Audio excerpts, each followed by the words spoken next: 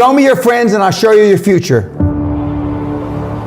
Unless you want average in America, married, 2.4 kids with 1.5 dogs.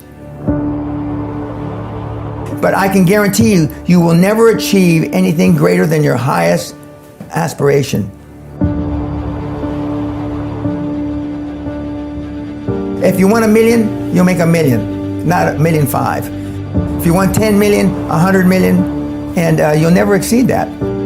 If you change 1 billion lives, that's a formula to become a billionaire and change the world. Time costs lives. Show me your friends and I'll show you your future.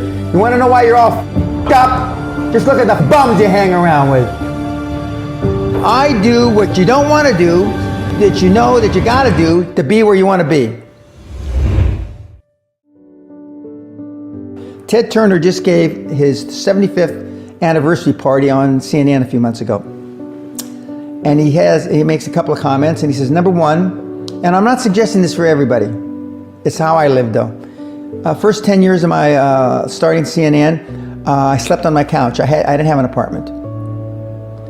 Bill Gates slept in the office. Steve Jobs slept in the office. And I can go down a whole list. Now these are super successful, mega wealthy guys. I slept in my office. Not everybody's willing to make that sacrifice. But it's not the only thing. But even if you don't sleep in your office, if you want to send your kids to a better school, if you want to be able to take care of your mother when she gets dementia, if you want to, this all takes money. My children aren't getting any of my money when I die.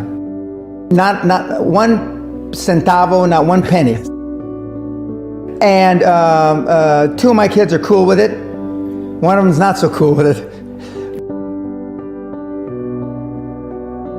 I'm not gonna, I think Andrew Carnegie, by the way, Andrew Carnegie, arguably the richest, most successful entrepreneur of all time, he said the best thing that you can have for a child is him to be born into poverty.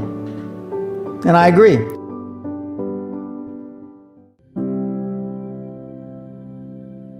Lack of self-esteem, lack of self-worth. Now they think they have self-worth. They think because they made a few bucks.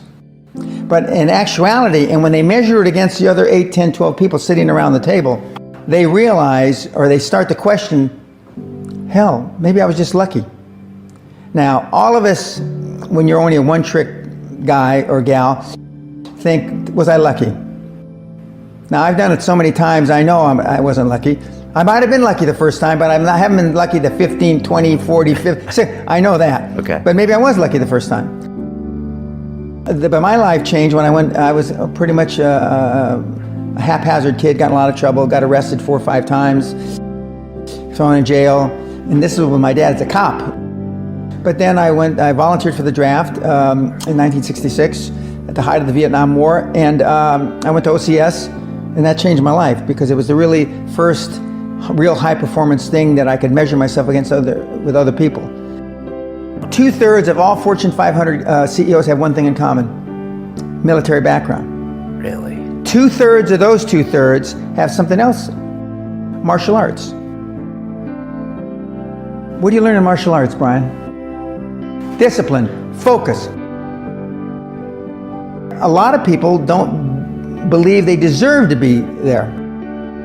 I convince them, and we have these drills, why you belong there.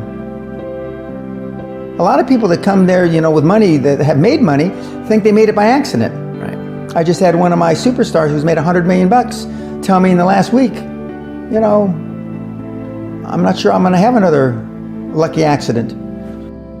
And I said, you did it. I mean, you tried a lot of things. I believe Thomas Edison, I wouldn't have done it 10,000 times. Okay. I would have hired an engineer from MIT to do it. But I mean, I've tried a lot of things. Nobody's failed at more things than I have. And the first 100 million are successes, but I could write a book about failures that'd be, because I've tried a lot of different things. Because failure is just testing.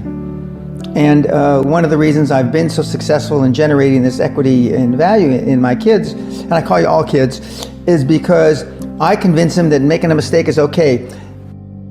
Your parents probably told you, You can be anything you want. But you can't. That's horse. You can't. If it's all juxtaposed. So, but what you tell them is that you can do anything you want that you have passion for, because that eliminates most of the crap. Because most people don't follow their dream. You know, like they say in The Sound of Music, you can't have a dream come true unless you have a dream. Now, I still dream. I dream in Technicolor. I say my affirmations and goals every single night. It's bloody hard.